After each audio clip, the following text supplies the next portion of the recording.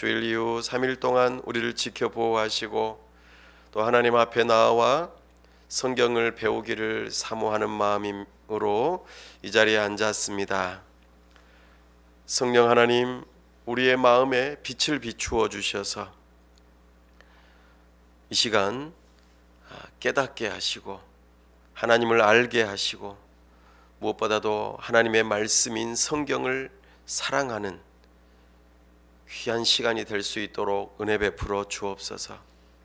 우리가 하나님을 알므로 하나님을 더욱더 사랑하게 하여 주시고 하나님을 사랑함으로 겸손하게 경외하는 마음으로 순종하는 삶이 이루어질 수 있도록 은혜 베풀어 주시옵소서.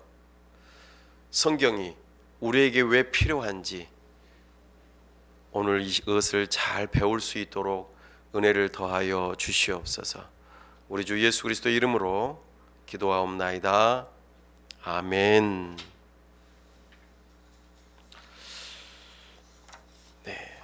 오늘 수요 성경 공부 함께해서 감사합니다. 오늘은 성경의 필요성, 구원과 영적 성장의 필수품이라는 제목으로 우리 함께 성경을 살펴보도록 하겠습니다. 우리는 평소에 공기, 물, 빛 이런 것의 가치를 잘 못 느낄 때가 많죠. 그러나 컴퓨터를 하고 있는데 전기가 딱 나갔어요. 그죠? 밥을 먹으려고 했는데 냉장고에 불이 나갔어요. 빨래를 해야 되는데 세수를 해야 되는데 물이 없어요. 물이 안 나와요. 추운데 히터가 안 틀어져요. 어떨까요? 우리가 결핍에 의해 뭔가 이게 정말 소중한 거였구나 라고 아마 느끼실 때가 종종 있으셨을 것입니다. 우리가 지금 여러분들 앞에 놓여 있는 성경, 이건 너무나도 많이 보고 항상 있으니까 그래 이건 뭐 당연한 거지 이렇게 생각할지 모르겠죠. 그러나 성경을 마음 놓고 못 보는 나라가 있습니다. 성경을 보고 싶어도 볼 수 없는 그런 나라들이 있어요. 성경을 보면 걸렸다고 하면은 사형. 그런데 우리는 아주 저렴한 가격에 성경을 살 수도 있고 성경을 원하면은 언제든지 볼 수 있죠. 지금은 스마트폰으로 어플만 잘 깔면 성경 찬송 다 되죠. 너무나 좋지 않습니까? 설교 너무 많이 들어요. 설교 이렇게 사이트에만 들어가도 웬만한 설교들은 다 들어볼 수 있잖아요. 원한다면 성경 공부도 다 해볼 수도 있고. 그런데 그것의 가치를 모르면은 전혀 보이지 않죠. 듣지도 않고. 성경이 도대체 왜 필요한 거야? 이것이 오늘의 큰 주제입니다. 자, 성경의 필요성에 대해서 한번 정리해 보겠습니다. 첫째, 성경은 우리가 구원에 대한 지식을 얻는데 절대적으로 필요합니다. 성경은 어떤 데 필요하다고요? 구원.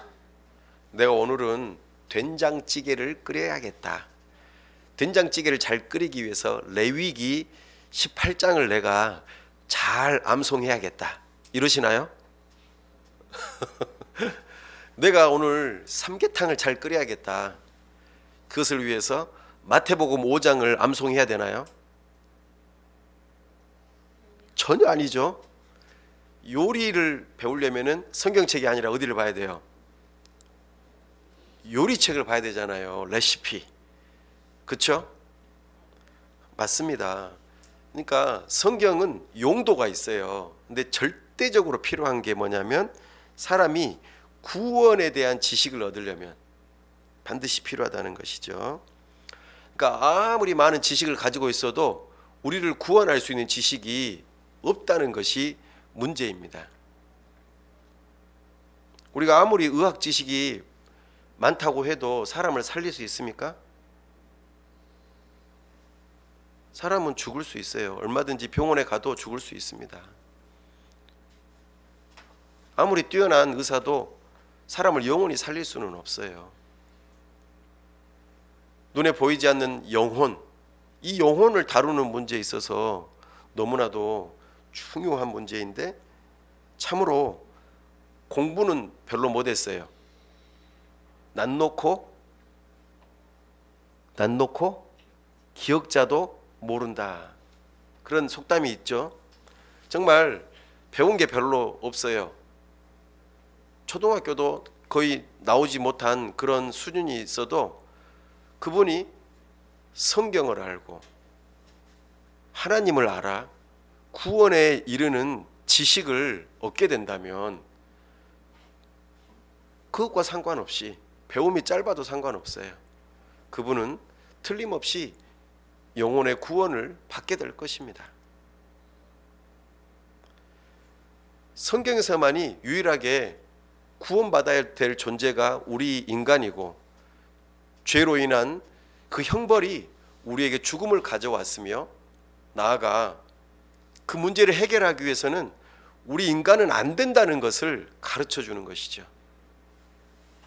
그래서 우리의 구원자가 되시는 예수 그리스도를 보내주시고 그분이 우리의 죄 문제를 다 해결했다는 그 소식을 성경에서 들려주죠. 그래서 그분을 믿고 의지하는 자들에게 구원을 주시겠다는 지식이 여기 성경에 담겨 있잖아요. 이게 복음이지 않습니까? 그래서 우리 모두가 다 죽지만 마지막 날에 전부 다 우리 몸이 다 땅에서 일어나 부활하고 우리의 죽어 돌아갔던 하나님의 그 앞에 갔던 영혼이 다시 하나가 되어져서 새로운 부활한 피조물이 된다는 거잖아요. 예수님을 믿는 자들에게는 영원한 천국으로, 그렇지 않은 자들에게는 영원한 지옥으로 그렇게 나누어진다는 것이 이 성경에 나오는 지식이에요. 이 구원에 대한 지식을 우리는 반드시 알아야 되기 때문에 성경은 필요합니다. 디모데후서 3장 15절 말씀 함께 읽어볼까요? 시작. 또 어려서부터 성경을 알았나니 성경은 능히 너로 하여금 그리스도 예수 안에 있는 믿음으로 말미암아 구원에 이르는 지혜가 있게 하느니라. 아멘. 우리가 구원에 이르는 지혜를 얻기 위해서는 반드시 무엇을 알아야 된다는 거죠? 성경을 알아야 된다는 거예요. 그러니까 이게 성경의 필요성이에요. 바로 구원을 위해서는 성경이 반드시 필요하다. 우리가 죄로 인해서 하나님과의 영적인 관계가 깨어진 것, 이거 자체가 영적인 죽음이라고 말해요. 영적으로 죽어있는 자가 다시 살아나려면 반드시 거듭남이 필요합니다. 중생, born again. 하나님과 올바른 관계를 다시 맺으려면 반드시 이게 필요해요. 그래서 우리는 성경이 반드시 필요합니다. 야고보서 1장 18절 말씀 함께 읽어보십시다. 그가 그 피조물 중에 우리로 한 첫 열매가 되게 하시려고 자기의 뜻을 따라 진리의 말씀으로 우리를 낳으셨느니라. 아멘. 그래요. 진리의 말씀으로 우리를 낳으셨느니라. 이게 중요합니다. 그러니까 한 영혼이 새롭게 태어나려면 뭐가 필요하다고요? 진리의 말씀이 필요하다는 것이죠. 그 성경을 모르고서는 도저히 사람이 구원에 이를 수 없다는 거예요. 아무리 맛있는 것 많이 사주고 교회에 많이 데리고 와도 진리의 말씀이 들려지지 않는다면 소용이 없다는 거죠. 그러므로 이쪽입니다. 사람이 구원받는 것, 즉 영적으로 출생을 하는 데는 반드시 성경이 필요합니다. 영적으로 출생. 영적으로 출생.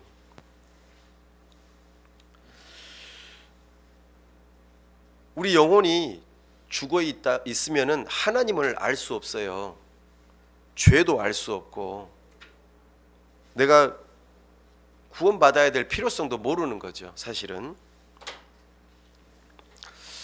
그러나 여러분들이 성경을 그냥 읽고 듣고 설교를 듣고 한다고 해서 자동적으로 구원받는 것은 아니라는 거 아시죠? 예, 교회 많이 나왔다고 해서 교회 구원받는 건 아닌 거 아시죠? 예, 복음을 듣는 사람 중에 어떤 사람은 진리를 듣고 믿기도 하지만 어떤 사람은 못 믿는다고도 해요. 그 장애물이 여러 가지 있을 수 있겠지만 가장 중요한 것은 사람이 성경을 읽고 구원에 이르려면은 누구의 도움이 필요하냐면 성령 하나님의 도움이 필요해요. 성령 하나님께서 우리의 마음에 찾아오셔야만 해요. 그래야만 적어 보십시오. 믿음이 생기기 시작합니다. 믿음.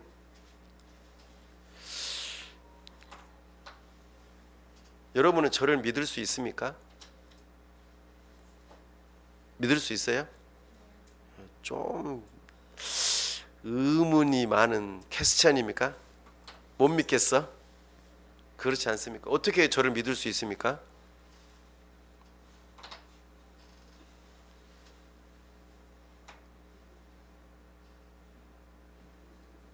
지나가는 길거리에 지나가는 사람하고 저하고 여러분 관계를 봤을 때에 누구를 더 신뢰할 수 있는 거죠?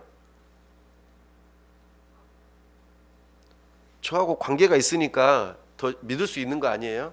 평소에 봐서 알잖아요. 그죠?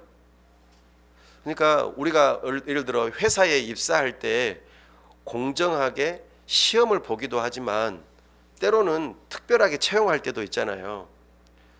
근데 전혀 모르는 사람을 채용할 때 그렇게 할 수 있나요? 잘 아는 사람을 채용할 때 그렇게 가능할 거 아니에요. 그렇지 않으면 공정하게 그 어떤 시험을 보고 어떤 기준에 통과되고 그러는 과정 속에서 선택할 거 아니에요. 그죠? 야, 혹시 믿을 만한 사람 없냐? 이렇게 다 물어보잖아요. 거기에 다 이유가 있는 것이죠. 다시 말해서 우리가 구원이 필요하다. 예수님을 믿을 만한가? 예수님이 나의 진짜 구원자인가? 진짜로 나의 영혼의 문제를 책임져 줄 수 있는가? 영원한 생명에 대한 그 문제를 책임져 줄 수 있는가? 이것을 확인해 봐야 될 거 아니에요. 덮어놓고 믿는 게 아니고 진짜 믿고 의지할 만한지를 확인해야 되잖아 않습니까? 부모님이 기독교 신앙을 갖고 있으니까 그래 나도 그냥 자연스럽게 그렇게 됐어. 그렇게만 하면 안 되고 물론 부모님을 신뢰하니까 그러긴 하겠지만 더 중요한 거는 진짜로 내가 그 예수님을 믿어도 되는 건지 이거를 확인해야 될 거 아니에요. 알아야 될 거 아니에요. 예수님이 누군지 전혀 모르는데 어떻게 믿음이 생깁니까? 그러니까 당연히 성경이 필요한 거죠. 요한복음 3장 5, 6절 말씀입니다. 진실로 진실로 내게 이르노니 사람이 물과 성령으로 나지 아니하면 하나님의 나라에 들어갈 수 없느니라. 육으로 난 것은 육이요 영으로 난 것은 영이니. 아멘. 물과 성령으로. 여기서 이 물은 성령 하나님께서 우리 안에 찾아오셔서 우리의 죄악을 물로 깨끗하게 씻어내듯이 씻기시고 우리의 영혼을 새롭게 하신다는 에스겔서 말씀과 에레미야서 말씀을 여기서 인용하고 있는 거예요. 그렇죠?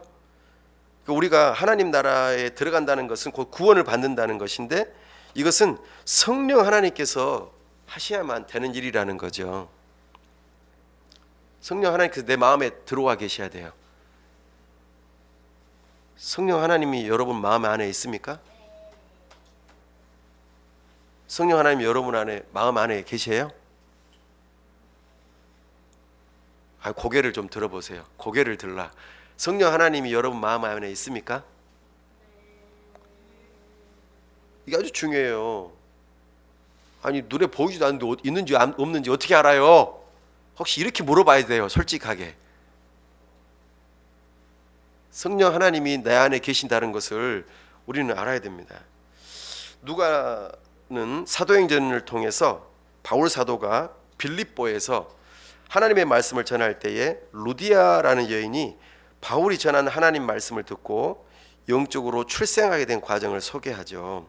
사도행전 16장 14절 말씀, 주께서 그 마음을 열어 바울의 말을 청종하게 하신지라. 아멘. 이 시점이 있다라는 거예요. 그러니까 뭔가 하나님의 말씀이 들려지는 시점이 있다는 거예요. 출생하기 위해서는 먼저 잉태의 시점이 있어야 돼요. 이것이 임신하는 순간이거든요. 우리가 아이로 태어나려면은 임신하는 그 시작점이 있어야 돼요. 이것을 뭐라고 할까요? 의학 용어로 적어 보십시오. 발생. 생물학적인 용어이기도 하죠. 발생이라고 합니다. 처음에 발생이라고 하는 것, 잉태가 되는 그 순간에 이제 생명체가 되기 시작하는데, 그때부터 해서 9달 동안 어머니 뱃속에서 생명이 계속 자라나죠. 그리고 이제는 엄마 뱃속이 너무 비좁으니까 세상 밖으로 나오는 거죠. 그죠? 아, 너무 비좁아 답답해 하면서는 나오는 거죠. 이게 영적으로 출생하는 것, 이것을 한자어로 중생한다라고 하는 것도 똑같아요. 성령 하나님이 먼저 우리 마음속에 들어오셔서 우리의 마음을 변화시켜 주셔야 돼요. 이것을 뭐라고 한다고요? 영적인 발생이에요. 발생. 그 시작점이 있어야 돼요. 적어 보십시오. 성령 하나님이 변화된 새 마음을 주시는 사람은 새 마음을 주시는 사람은 진리를 믿고 받아들이게 됩니다. 진리를 믿고 받아들이게 되는 거죠. 이것이 영적인 출생이에요. 구원의 시작점이 되는 중생은 절대적으로 성령 하나님의 역사가 필요한 것이죠. 성령 하나님은 이렇게 역사하실 때에 특별히 복음 전하는 자를 통해서 일하셔요. 그래서 구원을 아직 못 받은 사람은 복음을 듣지 못한 거죠. 누군가로부터 복음을 들어보지 못한 거예요. 특별히 성경에 기록된 그 복음을 누군가가 전해줘야 되는 거죠. 내가 직접 그 성경을 읽든지. 거기 적어보세요. 구원을 받도록 성경에 기록된 복음을 전해주는 것이 반드시 필요합니다. 복음을 들어야지만이 사람이 구원을 받을 수 있습니다. 하나님 말씀을 믿고 순종하지 않으면 구원받을 수가 없기 때문에 우리는 하나님 말씀을 전하는 것이 굉장히 중요해요. 자, 로마서 10장 14절 말씀입니다. 시작. 그런즉 그들이 믿지 아니하는 일을 어찌 부르리요? 듣지도 못한 일을 어찌 믿으리요? 전파하는 자가 없이 어찌 들으리요? 아멘. 사람들이 구원을 얻기 위해서는 반드시 예수님을 주님으로 믿어야 돼요. 종으로 믿어야 돼요? 주님으로 믿어야 돼요? 주님이면 왕이잖아요. 예수님은 여러분의 왕입니까? 이렇게 믿냐 그 말이에요. 예수님 믿기 전에는 내가 내 인생의 왕이었는데 예수님을 내 왕으로 바꾸겠다라는 거예요. 이거는 이해되십니까? 내 인생을 내가 책임지는 게 아니라 예수님께 맡기는 거라고요. 이것이 성경의 중요한 역할이고 성경을 통해서 우리가 구원을 받는데 특별히 성령 하나님께서 하시는 일이세요. 자, 그러면 다시 한번 묻겠습니다. 여러분 마음 안에 성령 하나님이 계십니까? 성령 하나님께서 내 마음에 들어오셔서 언제 들어왔는지는 모르겠지만 성경을 통하여 복음을 듣게 하시고 예수님을 주님으로 믿고 따라야겠다라고 마음을 먹으셨냐 그 말입니다. 그렇다면 여러분들은 성령 하나님께서 내 마음 안에 계시는 거예요. 그렇지 않으면은 이게 믿어지지도 않고 예수님을 주님으로 따르지도 않는 거예요.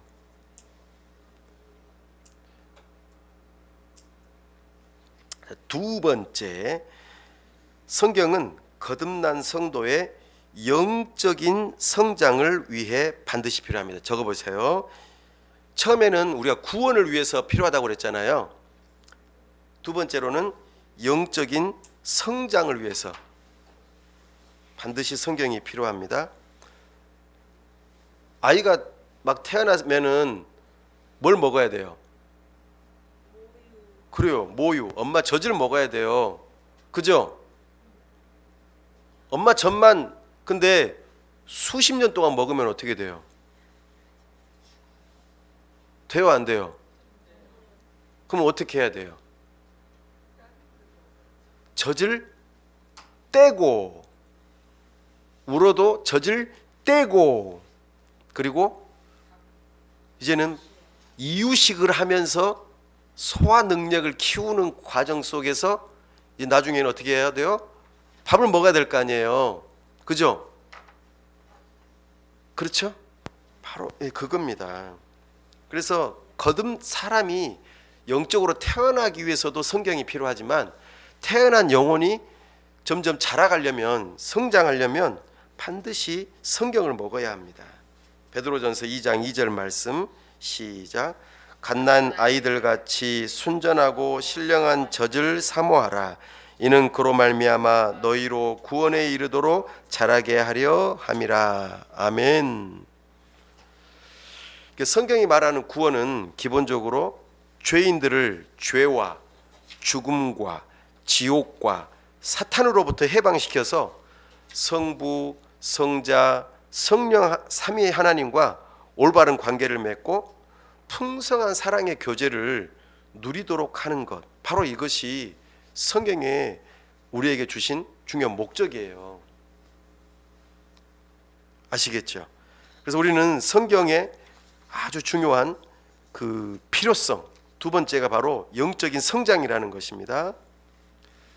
여기 제가 그 방과로 1번에 구원의 순서라고 적었잖아요. 이것은 영혼이 태어나면서부터 점점 자라가는 그 과정을 표현하는 거예요. 우리 아이들이 엄마 뱃속에서 잉태돼서부터 9달 지나서 출생하고 젖을 먹고 이유식을 먹고 점점 자라면서 2살, 3살 계속 막 자라나는 거 있잖아요. 누워만 있지 않고 이제는 일어나서 기고 뒤집고 기고 잡고 일어나서 걷고, 그죠? 그 아장아장 걷는 이 연습을 몇 번 해야지 스스로 걸을 수 있는지 아세요? 너무 많다. 너무 많다니까. 3,000번 3,000번을 넘어져야지만이 스스로 걸을 수 있대요. 여러분들은 대단한 분들이에요. 3,000번 넘어지신 분들이에요. 예. 그러니까 여러분들은 혹시 걷다가 여러분 일하다가 실패해도 몇 번은 실패해 봐야 돼요? 3,000번은 실패해 봐야 돼요. 그러면 이제 제대로 걷는 거죠. 그러니까 지금 실패한 것 때문에 낙심하지 마세요. 실패하면은 인생 끝나는 게 아니고 그 실패를 통해서 딛고 다시 일어나야 돼야죠. 그죠? 자, 그래서 구원의 순서는 뭐냐면 성령 하나님이 예수님을 믿는 사람 속에서 예수님이 이루신 구속을 하나씩 적용하는 거예요. 적용. 자, 그래서 구원의 그 순서를 시제별로 한번 구분해 보면은, 첫째, 우리가 구원을 받았다라는 과거 시제가 있습니다. 과거 시제. 부르심, 하나님의 부르심이 있고, 그러면 중생, 거듭남이 있고, 그다음에 회심은 일단 먼저 사람이 딱 태어나잖아요. 성령 하나님께서 우리에게 발생이 일어나기 시작하면은 하나님이 누군지를 알게 되고 죄를 깨닫기 시작해요. 그러면은 하나님을 믿는 것과 더불어 죄가 깨달아지니까 막 괴로워. 그리고 회개하는 거죠. 용서를 구하고, 하나님 저 이거 어떻게 하면 구원받을 수 있죠 하는 그런 회심, 그런 과정이 필요한 거죠. 그리고 예수님만이 나의 죄 문제를 해결할 수 있구나 라고 하는 이 과정이 있는 거예요. 그 다음에 어떻게 돼요? 칭의. 나는 불의한 사람인데, 죄가 있어서 불의한 사람이다. 나는 거듭났는데도 불구하고 또 죄 짓는다. 나는 죄인이야. 이렇게 하지만 계속해서 너는 예수님 때문에 의인이야 라고 계속 가르쳐 주는 거죠. 그것을 확신하는 그런 과정들이 자라나는 과정들이에요. 이해되십니까? 칭의, 양자, 너는 내 아들이다, 너는 내 딸이다라고 이미 정해 놓으셨어요. 호적에 등록해 놓으셨어요. 그리고 그리스도를 믿는 믿음으로 연합시켜 놓은 거죠. 예수님을 믿는 믿음 때문에 하나님을 아빠 아버지라 부를 수 있는 거예요. 이런 과정들이 과거 시제로 이미 다 이루어졌대요. 한순간에. 나는 잘 모르지만. 자, 여러분 한번 질문해 보겠습니다. 여러분 엄마 뱃속에 있을 때 기억나십니까? 안 나십니까? 안 나시죠? 어떻게 여러분들이 자라났는지 아십니까? 어떻게 자라는, 엄마 뱃속에서 어떻게 자라는지 아냐고요? 예. 초음파를 통해서 알 수 있죠. 요즘에는 초음파를 통해서 딱 심장이 뚝뚝 뚝뚝 뚝뚝 뚝뚝 뚝뚝 뚝 얼마나 크게 뛰는지 그거 한번 들으려면 또 돈 내야 돼요. 초음파 하면서 돈 내야 돼. 또 요즘에는 더 좋아져 가지고 3D 입체로 그 아이의 모습을 찍어요. 아마 셋째부터 찍었던 것 같기도 하고, 그죠? 첫째, 둘째는 초음파만 했는데 셋째부터 3D로 해서 딱 보니까 셋째가 딱 처음에 눈에 띄었던 게 뭐냐면은 코였어. 코가 굉장히 컸어요. 이런 게 눈에 보이지 않지만 성령 하나님께서는 내 안에서 마음에서 역사하시는 과거 시제의 구원의 역사가 있었다라는 거예요. 이해되십니까? 좀 반응 좀 해주세요. 네. 반응이 없으니까 재미가 없네. 자, 두 번째, 우리가 구원을 받아가고 있다라는 현재 시제가 있습니다. 현재 시제가. 구원을 지금도 받아가고 있다. 구원은 과거에 받았지만 지금도 받아가고 있다. 어떤 측면에서요? 거기 이렇게 괄호 안에 적혀 있습니다. 성화, 거룩해져 가는 것이죠. 죄와 막 싸워요. 이제는. 전에는 죄하고 같이 부둥켜 안고 살았는데 이제는 죄가 무엇인지 아니까 계속 싸우고 죄를 씻어내고 하는 이런 과정들이 있는 거죠. 견고하게 인내해요. 내가 믿음으로 살아야지. 이 어려움이 있어도 틀림없이 하나님께서 나를 도와주실 거야 라는 믿음으로 인내하는 거예요. 견인, 확신, 구원의 확신을 갖는 거죠. 그리고 그 확신을 따라서 내가 확증하면서 살아가는 거예요. 나는 그리스도인이다. 그리스도인이면 어떻게 살아야 된다라고 그랬어요. 내가 너희를 사랑한 것 같이 너희도 서로 사랑하라. 이것이 구원의 확증이잖아요. 사랑으로 우리가 구원받은 자인 것을 증거를 제시하는 거잖아요. 세 번째, 우리가 구원을 받을 것이다 라는 미래 시제가 있는 거예요. 미래 시제. 이게 뭐예요? 영화. 영화는 이제 더 이상 죄를 지을 수 없는 상태예요. 내가 죄를 짓고 싶어도 죄를 지을 수 없어요. 언제부터가 가능할까요? 영화는 내가 죽을 때부터 가능한 거예요. 그죠? 이제 돌아가신 외할머니가 그때부터 영화가 시작된 거예요. 영화가. 그러니까 좋은 거죠. 어떻게 보면은 헤어지니까 슬프고 아프지만 구원을 이제 미래 시제의 것을 이루신 거예요.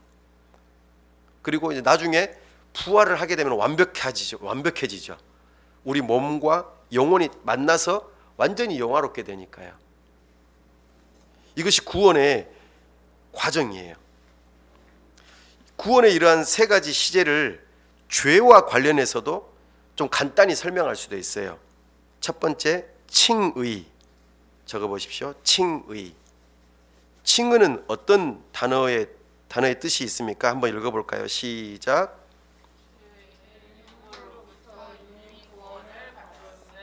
네, 죄에 대해서는 반드시 형벌을 받아야 되잖아요.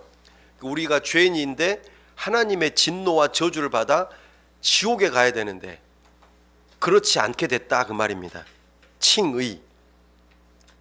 이제 벌 안 받는 거죠. 그다음에 두 번째는 성화입니다. 성화. 적어보십시오. 성화. 성화라고 하는 것이 무슨 뜻인가?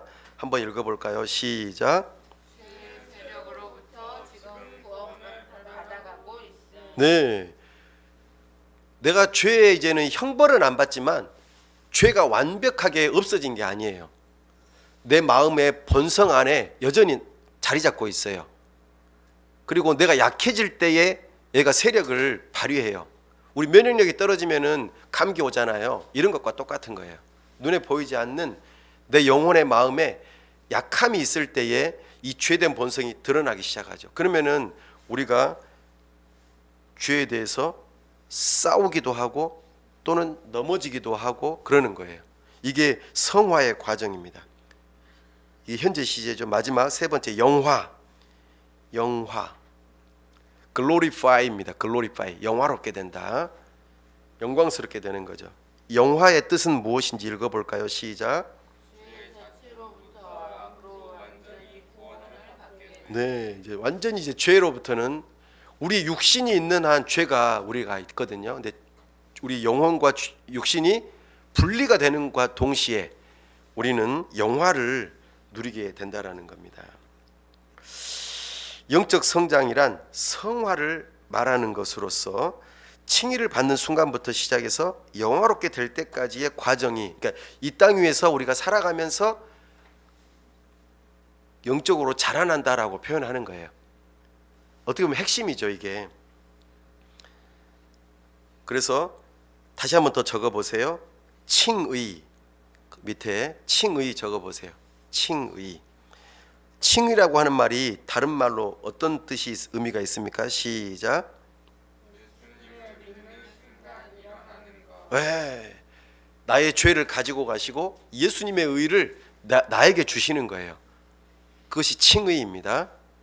두 번째 성화. 성화는요, 기간이 어떻게 됩니까?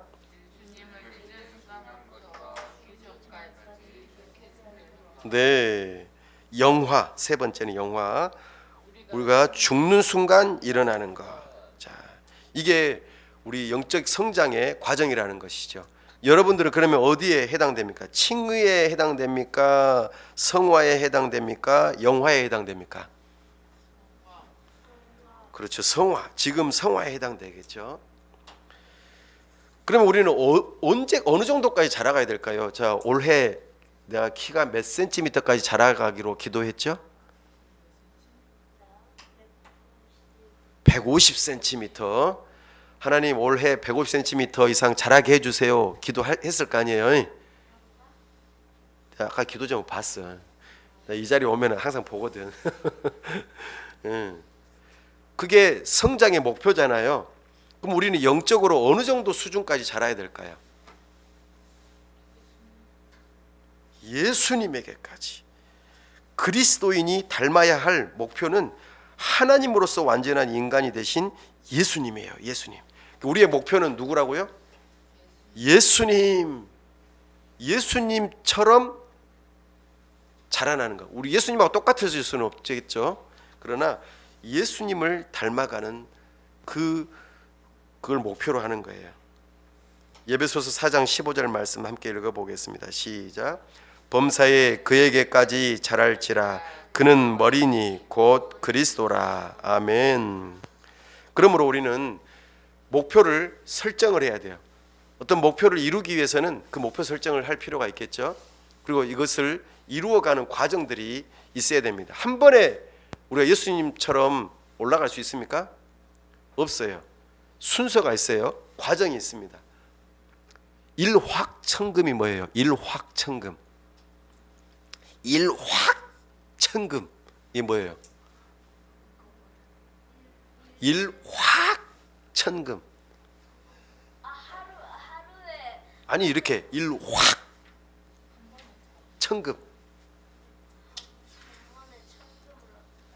한 번에 확 잡아가지고 엄청나게 많은 돈을 가지려고 하는 것이 일확천금이잖아요. 근데 우리 영적 성장은 그렇게 이룰 수가 없어요. 우리가 자라나듯이 서서히 자라나는 거예요. 그죠? 그래서 성도가 그리스도를 닮아가는 영적인 단계가 있어요. 크게 세 가지입니다. 영적인 어린이, 영적인 청년, 영적인 아비. 자, 거기 적어보십시오. 사도 요한은 먼저 영적인 어린이의 단계를 이렇게 묘사합니다. 어린이. 요한일서 2장 12절 먼저 읽어봅시다. 시작. 자녀들아 내가 너희에게 쓰는 것은 너희 죄가 그의 이름으로 말미암아 사함을 받았음이요. 아멘. 자녀들아 표현하고 있죠. 두 번째 14절 말씀입니다. 시작. 아이들아 내가 너희에게 쓴 것은 너희가 아버지를 알았음이요. 아멘. 이 아이들, 어린이들은 돌봄이 필요하고 그리고 공부도 해야 되고 운동도 해야 되잖아요. 자라남이 필요하잖아요. 내버려두면 안 되겠죠. 근데 특별히 영적인 어린이는 어떤 단계냐면 적어보십시오. 어린이 단계의 성장에는 죄 용서에 대한 지식이 필요해요. 첫 번째, 죄 용서에 대한 지식. 두 번째, 하나님을 아버지로 아는 지식이 필요해요. 아버지. 죄 용서에 대한 지식이 여러분 있으십니까? 어떻게 하면 죄 용서를 받을 수 있는지. 하나님이 나의 아버지라고 하는 지식이 있습니까? 이것이 아주 중요해요. 이것이 어린이 단계에서 꼭 갖추어야 될 필요한 지식이죠. 공부예요, 공부. 여러분에게 이것이 있는지 살펴보십시오.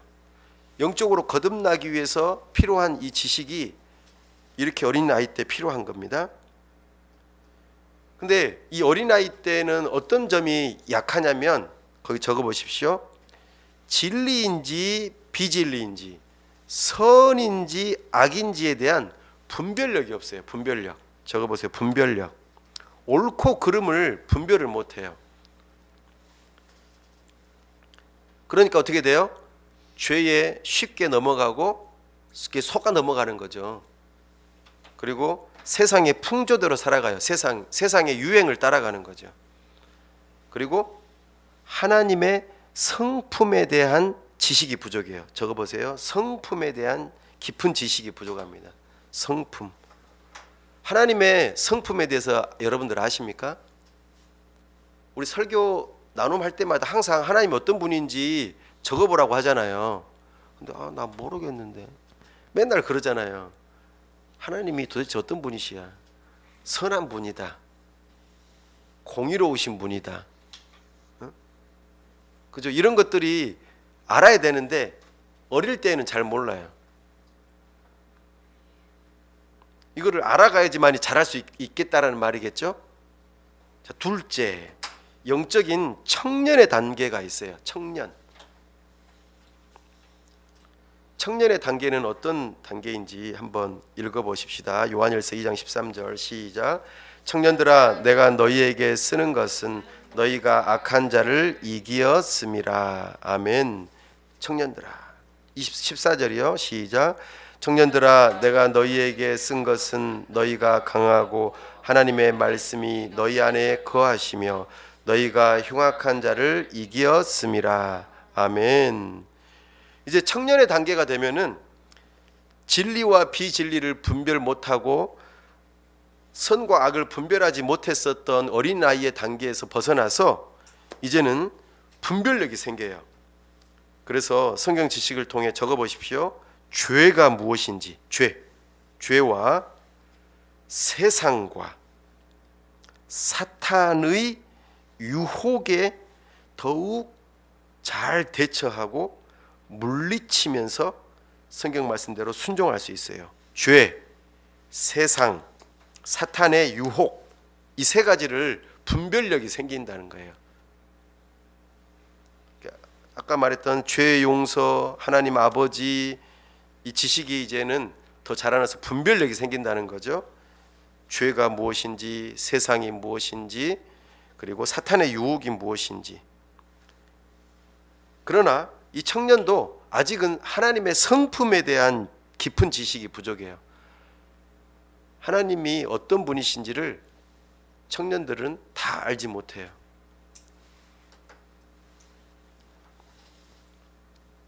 자, 세 번째, 영적인 아비의 단계를 이렇게 말합니다. 영적인 아비.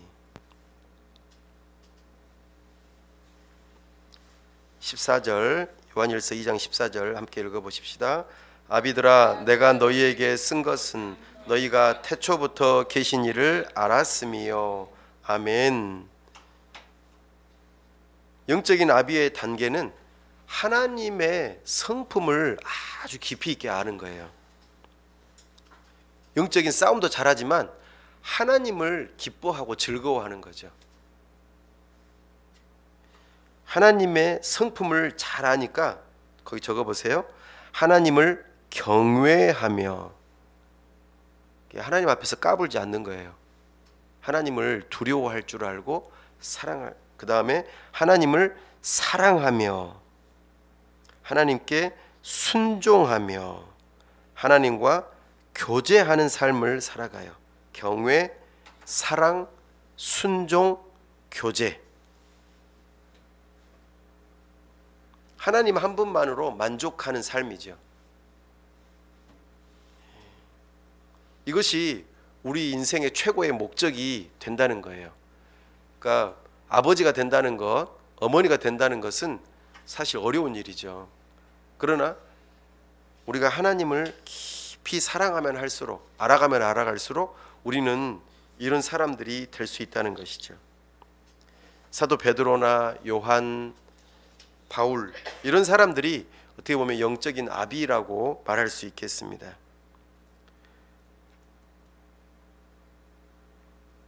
우리의 목표가 어디까지 가야 된다고? 영적인 아비에까지 가야 된다는 거예요. 근데 문제는 뭐예요? 히브리서 5장 12에서 14절 같이 읽어보십시다.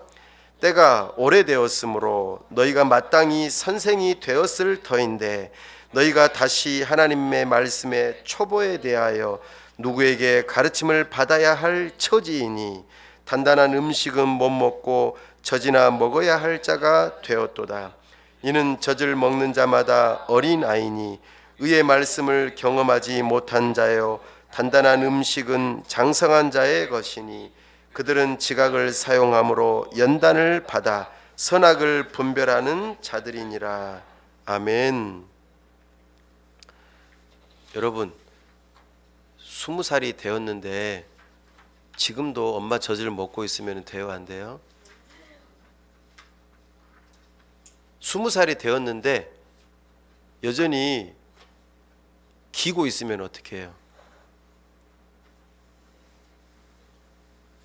20살이 되었는데 키가 안 자라. 막 태어났을 때 그 키야. 그럼 어때요? 문제가 있는 거잖아요. 자, 생각해 보세요. 그럼 나 자신을 돌아보세요. 여러분들은 영적으로 성장하고 있습니까? 영적인 성장을 위해서 뭐가 필요하다고 그랬어요? 지금 우리가 뭐가 필요하다고 계속 이야기하는 거예요. 성경이 필요하대요. 하나님의 말씀 여러분들 계속 먹고 있냐 그 말이에요. 죄 용서에 대한 지식, 하나님을 아버지로 아는 지식, 선악을 분별하는 분별력, 하나님에 대한 성품, 이런 것들이 점점 알아가지고 있느냐 그 말입니다.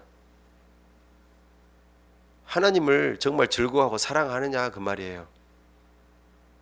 그렇지 않다면 여러분들은 영적인 기형아 수준에 지금 이르는 거예요. 문제가 있는 거죠.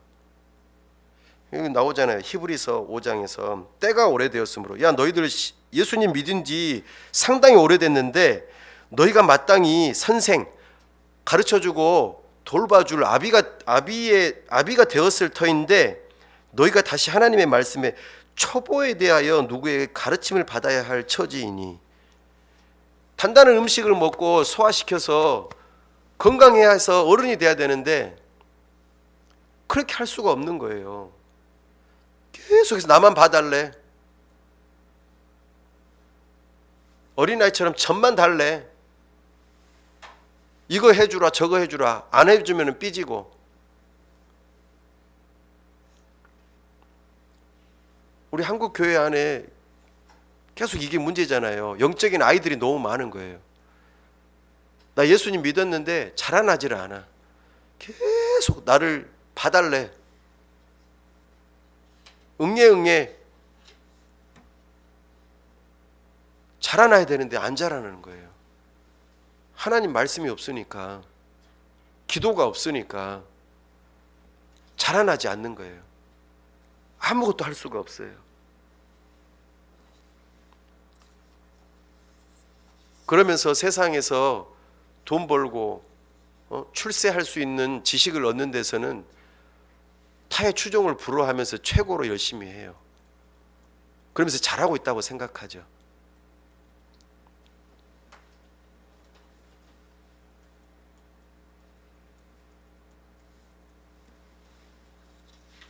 디모데후서 3장 16, 17절 말씀입니다. 모든 성경은 하나님의 감동으로 된 것으로 교훈과 책망과 바르게 함과 의로 교육하기에 유익하니 이는 하나님의 사람으로 온전하게 하며 모든 선한 일을 행할 능력을 갖추게 하려 함이라. 아멘. 성경이 우리에게 주는 유익함이죠. 교훈, 책망, 바르게 함, 의로 교육하기에 유익하다. 그래서 우리를 어떻게 한다고요? 하나님의 사람으로 온전하게 한대요. 그래서 무슨 능력을 갖추게 한다고요? 모든 선한 일을 행할 능력을 갖추게 한다고요. 능력이 없으면 우리가 일을 할 수가 없잖아요. 성경은 우리에게 교훈, 적어보십시오.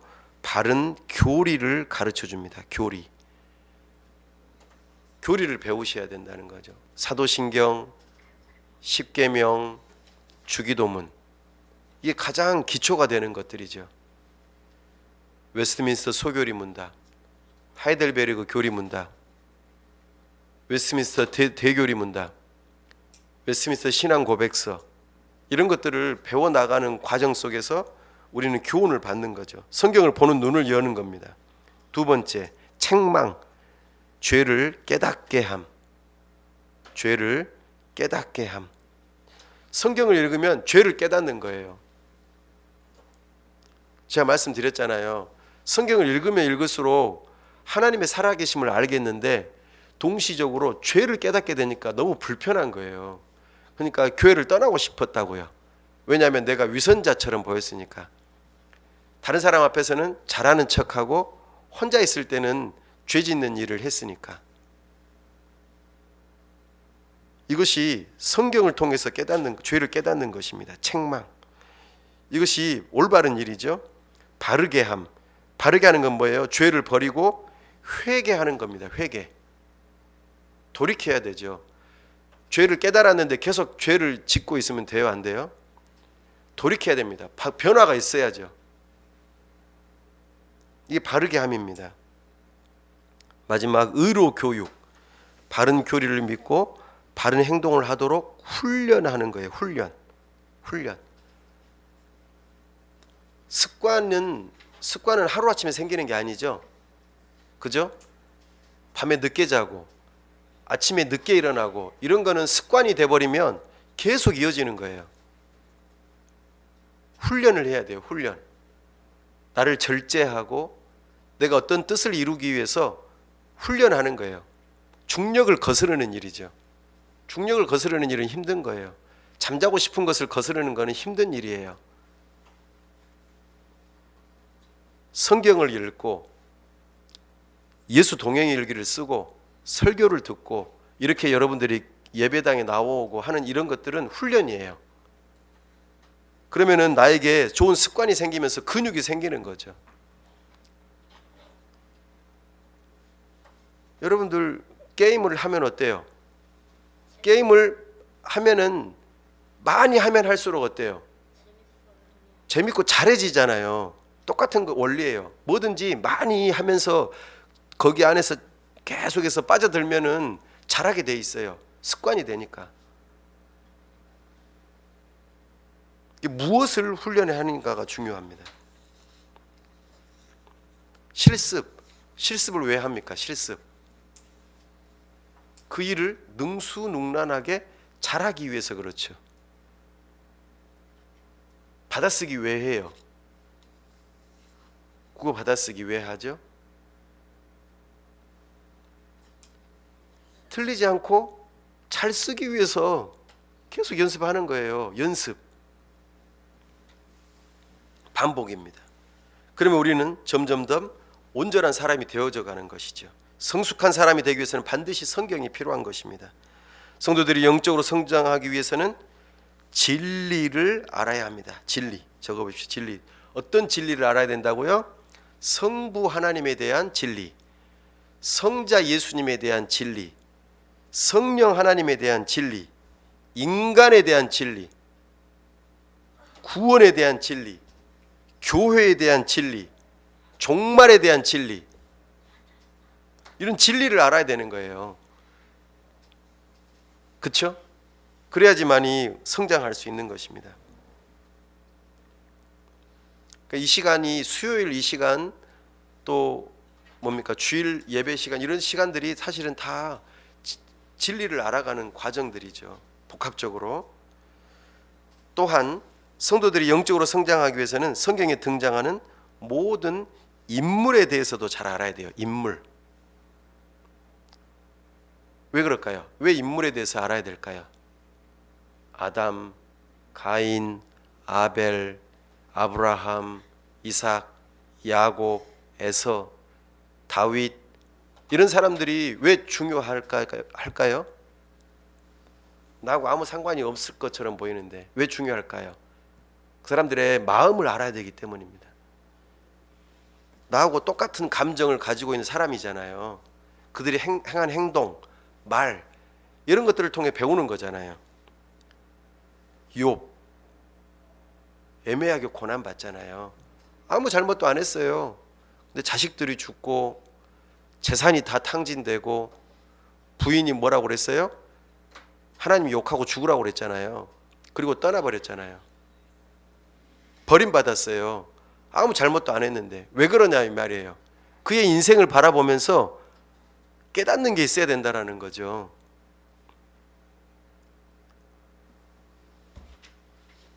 사랑, 기쁨, 슬픔, 오래 참음, 자비, 양성, 충성, 온유, 절제 이런 것들을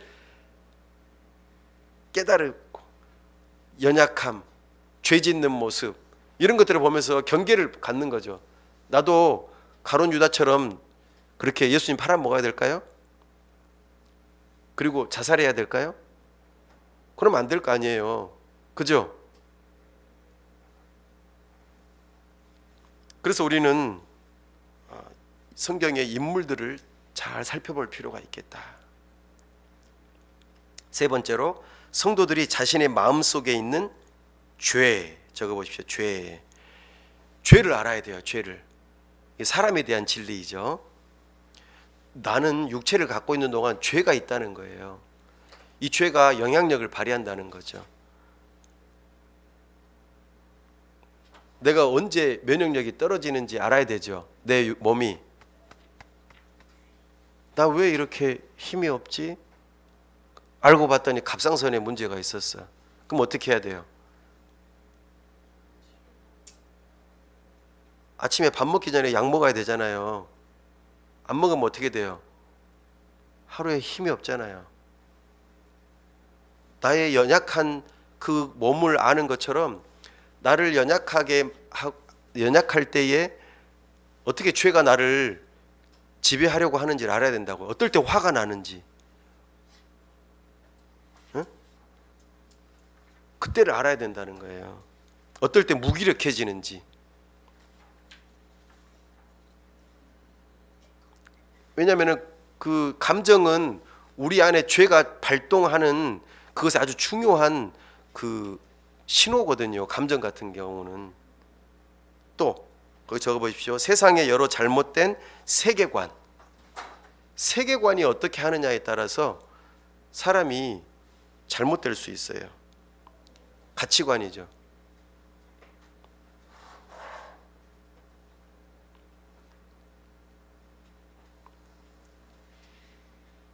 공산주의가 왜 잘못됐죠? 공산주의가. 이게 세계관이거든요.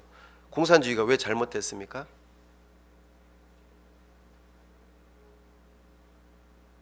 물론 자본주의도 잘못된 부분들이 있겠죠. 그러나 공산주의가 왜 잘못됐어요? 이런 분별력이 없으면은 우리는 그냥 세상에서 넘어질 수밖에 없어요. 동성애가 왜 잘못됐어요?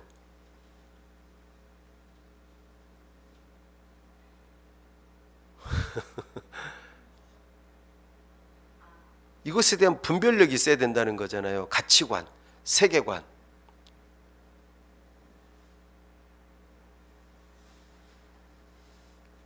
세계관이 사람을 갈라놔요.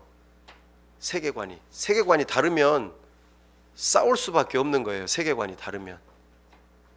무엇을 중요하게 여기느냐? 가치관이잖아요. 나는 돈이 제일 중요하다. 이 가치관. 나는 사랑이 제일 중요하다. 가치관. 눈에 보이지 않지만 이것이 나를 지배하는 거예요. 나의 삶의 모든 것을 지배하는 거예요.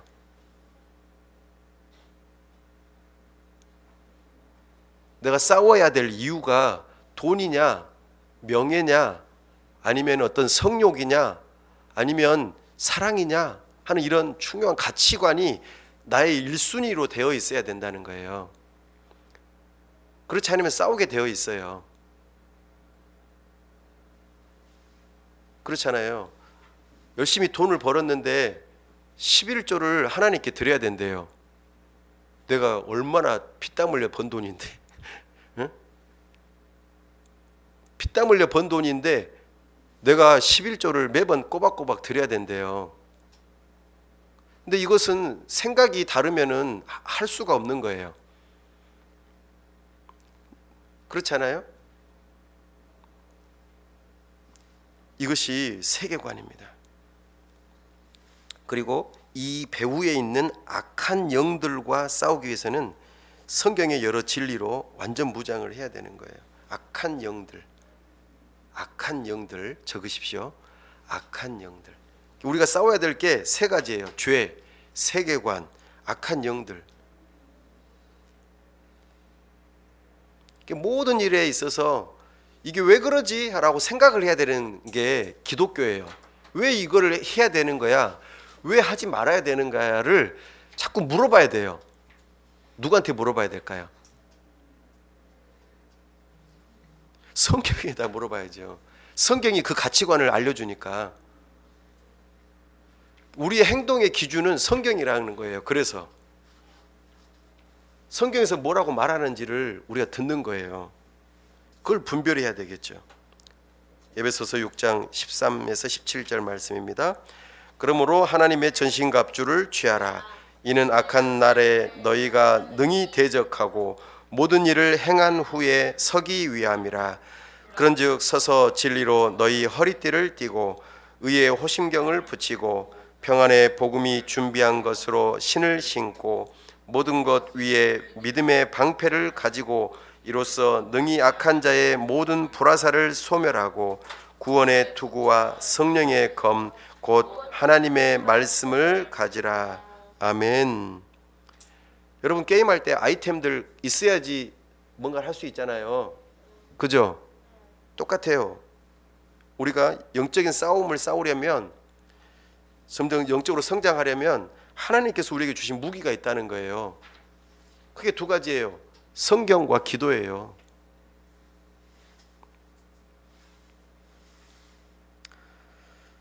자, 이러한 영적 무기가 있어야만 선한 싸움을 승리할 수 있습니다. 적어보십시오. 선한 싸움. 우리의 싸움은 혈과 육의 싸움이 아닙니다. 치고받고 싸우는 게 아니에요. 싸움인데 왜 선할까요? 싸우는 건 나쁜 거라고 보통 생각하잖아요. 근데 왜 선한 싸움이라 하냐 그 말이죠. 치고받고 싸우는 게 아니라는 거죠. 그죠? 선한 것을 우리가 지키기 위한 노력이 필요한 거예요. 선한 것은 지키기 어려워요. 왜냐하면 악한 것이 굉장히 강하게 작용하기 때문입니다.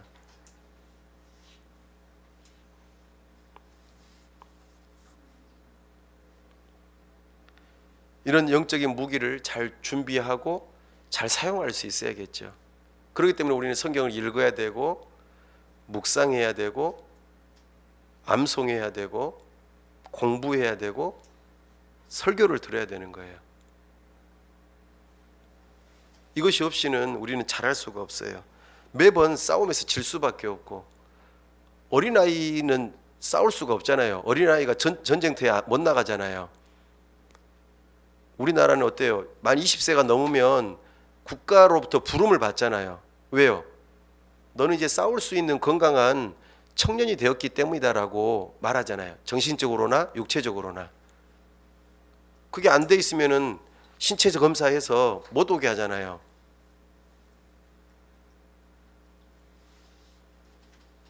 자, 이제 마무리합니다. 우리는 지금까지 성경이 우리의 구원을 위해 절대적으로 필요하다는 사실을 살펴보았습니다.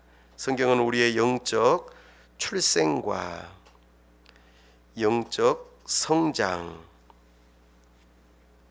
그리고 영적 전투와 승리를 위해 반드시 필요합니다. 성경이 이렇게 우리의 구원을 위해 필요하다는 것을 아는 사람은 다음과 같이 고백합니다. 시편 시작. 복 있는 사람은 오직 여호와의 율법을 즐거워하여 그의 율법을 주야로 묵상하는도다. 그는 시냇가에 심은 나무가 철을 따라 열매를 맺으며 그 잎사귀가 마르지 아니함 같으니 그가 하는 모든 일이 다 형통하리로다. 아멘. 그래요. 저도 성경을 많이 안다고 해서 제가 어떻게 잘 할 수 있을까요? 저도 실패하죠. 저도 실수하고 저도 넘어집니다. 똑같아요. 사람이니까. 근데 그럴 때마다 우리는 어떻게 해야 돼요? 그렇죠. 다시 일어서려면 어떻게 해야 돼요? 뭘 봐야 돼요? 그래요. 성경을 봐야 돼요. 성경을 지으신 성령 하나님께 도움을 구해야 돼요. 성령 하나님, 제가 이거 성경을 읽을 때 깨닫게 해주세요. 설교를 들을 때 깨닫게 해주세요. 그래야 되지 않겠습니까? 그래서 우리는 스스로 물어보십시오. 나는 성경의 가치를 얼마나 알고 있는가? 성경 너무나 막 굴러다니는 것이 성경이니까 발로 차고 다니고 머리에 베고 자고 다니고 그렇게 하고 있는지, 나는 정말 성경이 필요해서 알고 싶어서 노력하는지, 나는 정말 성경을 사랑하는지, 묵상하고 연구하고 실천하려고 노력하는지. 이건 목사님만이 하는 게 아니에요. 그리스도인이면, 성도라면 다 하는 거예요. 근데 목회자는 그 일을 돕는 역할을 하는 것이지, 목회자 보고 성경 연구하라고 부른 게 아닌 거예요. 나도 그것을 하고 싶은데 돕는 자로 저를 붙여주신 거예요. AI가 뭐예요? 비서잖아요. 비서.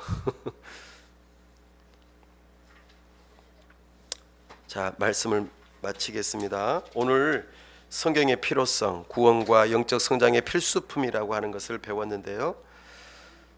거기 6쪽에 그 질문들을 읽고 앞에 배웠던 내용들을 간단하게 답해 보시고, 오늘 가장 기억에 남는 내용이 있다면 동그라미, 새롭게 알게 된 내용이 있다면 별 표시, 궁금한 내용이 있다면 물음표, 또 동의가 되지 않는 내용이 있다면 체크 표시, 실천하고 싶은 내용이 있다면 적어보면서 복습을 해보시면 좋겠습니다.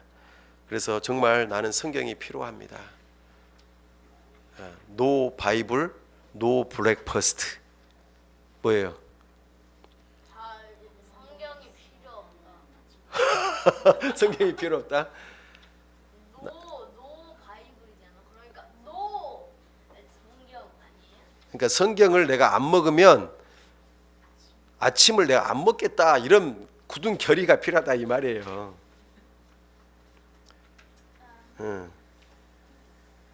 노 크로스, 노 글로리가 뭐예요? 십자가가 없으면 영광도 없다 그 말이에요. 그죠? 그렇죠. 예. 연습이 필요해요. 연습이. 정말 여러분들 지금 교회에서 교회적으로 하는 일이 뭐예요? 아침에 성경 읽기 하잖아요. 그리스도 중심 성경 읽기. 그죠? 또 밤에 뭐예요? 예수 동행 일기 쓰잖아요. 수요일 날 성경 공부하잖아요. 금요일 날 기도해야죠. 주일 날 설교 듣고 하잖아요. 예배하잖아요. 이게 다 여러분들한테 필요하니까 반복적으로 하는 거예요. 필수 코스, 필수 코스, 전필, 전공 필수. 아시겠죠? 성경은 저에게 꼭 필요합니다. 평생에 필요한 겁니다. 이 일에 도전을 받으시고 성경을 사랑하는 우리 모두가 다 되실 수 있기를 간절히 바랍니다. 기도하겠습니다. 하나님 아버지 은혜와 사랑을 감사합니다. 오늘 우리가 구원을 받고 영적으로 성장하기 위해서는 성경이 반드시 필요함을 배웠습니다. 배운 대로 우리가 거하면서 또 확신하면서 배운 대로 확신하면서 그 안에서 거하는 삶을 살 수 있도록 은혜 베풀어 주옵소서. 우리 주 예수 그리스도의 장성한 분량에 이르도록 우리에게 은혜를 베풀어 주옵소서. 우리 주 예수 그리스도의 이름으로 기도하옵나이다. 아멘.